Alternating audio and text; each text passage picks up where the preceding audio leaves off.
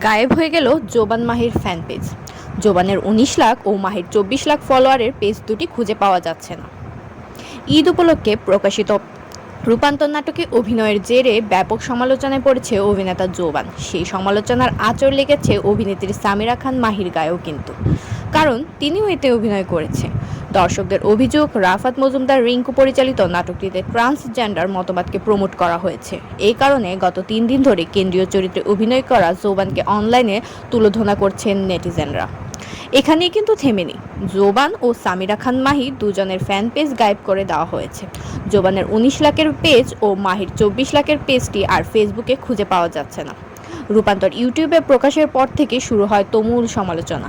অসংখ্য পোস্ট ও লক্ষাধিক প্রতিক্রিয়া আসে নাটকটির বিরুদ্ধে। তীব্র সমালোচনায় পড়ে নাটকটি ইউটিউব থেকেও সরিয়ে ফেলা হয়েছে।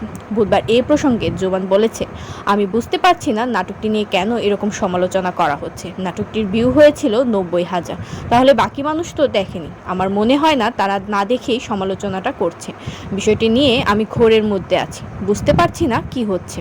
নাটকটিতে অভিনয়ের কারণে জোবানের বিরুদ্ধেও দেওয়া হয়েছে বয়কটের ডাক। এমন আচরণ উদ্দেশ্যপ্রণোদিত বলে মনে করছেন এই অভিনেতা। তার ভাষায় এটা উদ্দেশ্যপ্রণোদিত হতে পারে, কারণ সামগ্রিকভাবে কথা বলার চেয়ে